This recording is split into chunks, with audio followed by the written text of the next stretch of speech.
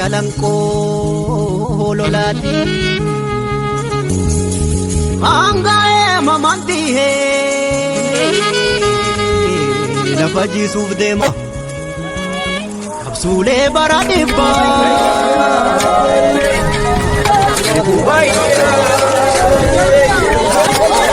nyaan qabdu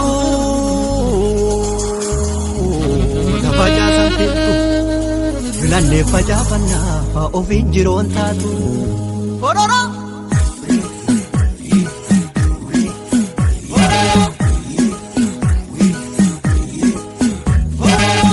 hanga heedir handi heetil godhuuf deemaa fororoo buuseela galaanaan firii godhuuf deemaa fororoo hanga heedir handi heetil godhuuf deemaa fororoo ifaan gaase bariinaan shir jedhuuf deemaa fororoo fororoo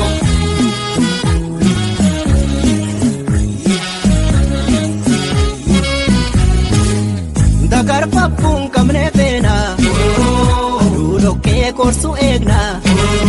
erga caamee lafti kooree collaan tollaan biyyi kooree sanyii kan nyaatu bineensa higee galchaan sun gameessa waatolee maan jenne keeroo waatolee eega milkiin galee sanyii nuuf kalee waatolee maan jenne keeroo waatolee eega milkiin galee sanyii nuuf kalee.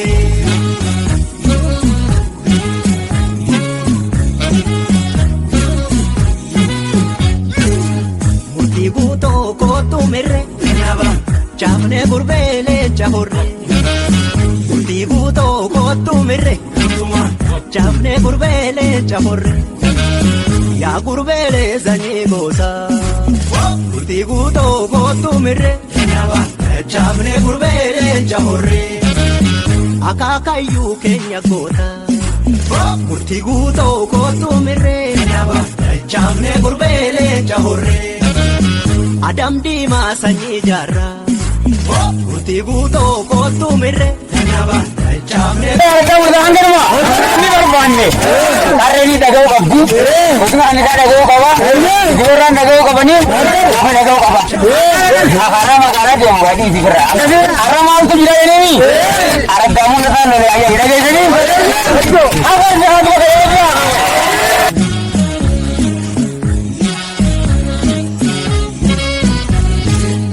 hanga heedir handi heetil godhuuf deemaa fororoo buuseela galaanaan firii godhuuf deemaa fororoo hanga heedir handi heetil godhuuf deemaa fororoo.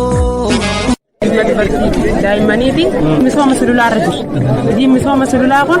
as hojjennee ammallee ilaaluu dandeessanii citaan qabeenya uumamaa keessatti meeree lafti teenya hidhiinsa lafaarraa jechuudha. Yoo lafti teenya tun hidhamtee waqtii nuu qotamtee qabeenyi uumamaa keessa nuu meeruu baate lafti teenya hidhiqamti. Lafti adeemti albuunni lafa teenyaa tun dhiqamee akka araddaa biraa dhiqee lafti albuunni halla jennu saayyaane albuuta lafa teenyaa kana jabeeffannee lafti teenya tun akka nuu gabbattu barbaanna. Akkasitti iddoo misoomaa sululaa dubartootaa fi dargaggeessi haawwan keenya hundinuu asirratti baanii gahee misooma sululaa kanarra babbaanii asirratti manguddoon silaa dalaguu hin dandeenye du'aa nu godhanii yaa rabbi dafqa uummata keenyaa kana dafqa bu'aa qabu biqiltuu tana dhaabbannee dhaloota dhufuuf akka dabarsinu dachii dirree bosona mancaafnee dachii dirree biqiltuu qabeenya uumamaa kana asirratti kunuunsinee dhaloota dhufuuf akka dabarsinu jennee asirratti manguddoonis du'aa nu godhe dargaggeessaa fi dubartoonni asirratti baanii misooma sululaa.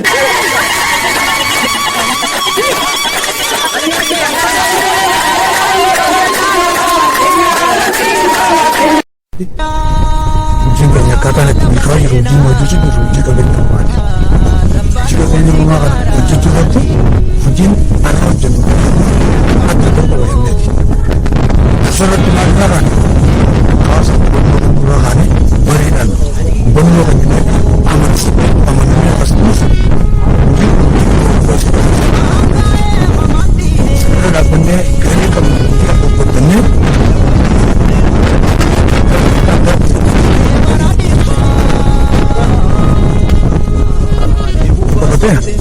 namoonni bereen jaaramanii jiran jaarsolaatiin jaaramanii jiran kanaan alatti gaachana sirnaatiinis jaaramanii jiran namni gurmaa'insa isaaniitiin hanga ijaarsa ollaa fi ollaatti hanga gareetti hanga gandaatti jechuudha walirra ijaaramanii akkaataan itti wal bobbaasu jiran raayyaadhaan wal bobbaasanii hojii kana guyyaa 60 nu kenname guyyaa 60 guyyaa 6 keessatti nu xumurra jennee akka warra keenyaatti itti jedhu dubartoota hirmaachisuu jalqabatee dubartoonni keenya boonillee jiraatu sirriitti isaanis akkuma biirtiinis jaarmaan jirtutti dubartoonnis jaarmaan jira jaarmaa gurmaa'insa isaaniitiin wal bobbaasaa jiru nuti asirratti hojiirra keenya to'achuu qofa isaanii kan wal bobbaasaa jiru jechuudha.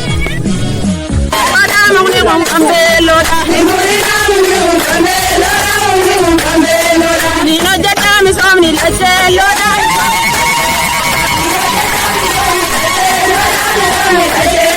Nino jetta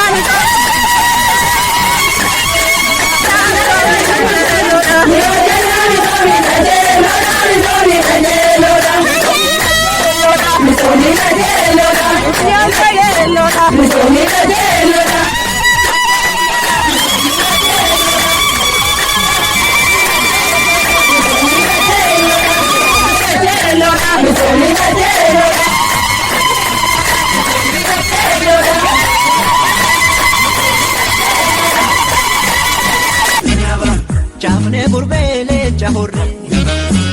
Tibuto kotumire Chafne gurbele chahorre Ya gurbele zanyi gosa Tibuto kotumire Chafne gurbele chahorre Akakayu kenya gota Tibuto kotumire Chafne gurbele chahorre Adam Dima sanyi jarra Mali yani sira ma ya mana sira fla chur bai kuna haka mo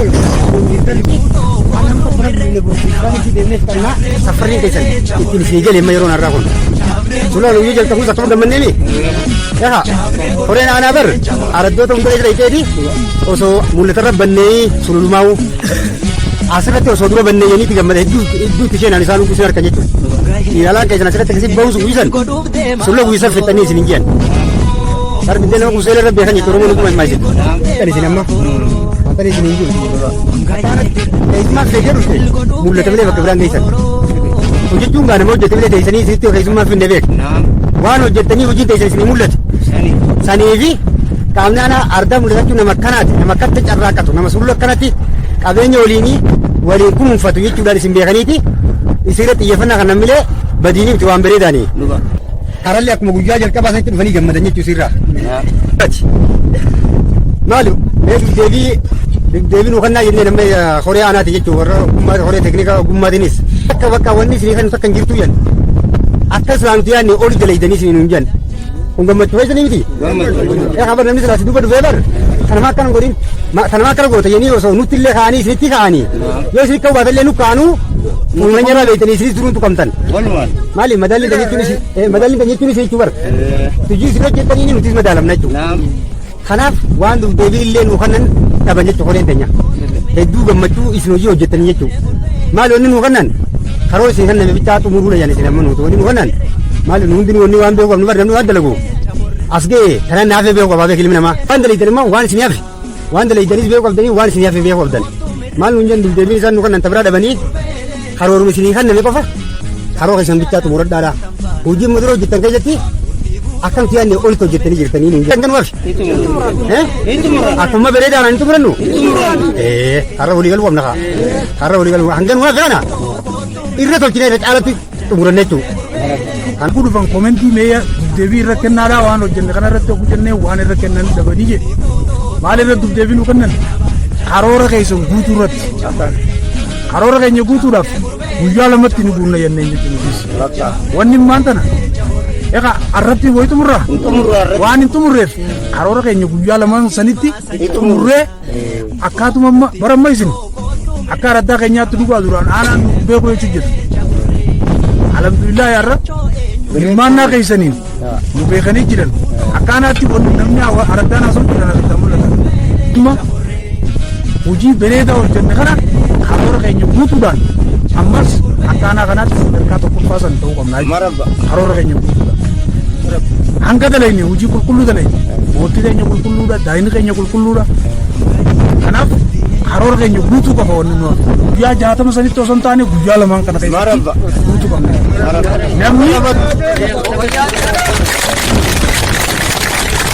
namni laal ganda keessatti wal qoratanii wal gaafatanii irra wal oftanii guyyaa lamaan kanatti yoo xumurre bakka ammas isaan sayyaamneetuma karaa tana bar har'a barru gammachuu hojii kanaatiin pirezidaantiin mootummaa naannoo Oromiyaatu isin dhufuuta akka mul'ata hin feetanii gosa keenya guutuu qabnaati nama isin irraa keessatti isin wal ofuudhaan guyyaa lamaan kanatti xumurreeti gara hojii teetu hin ta'u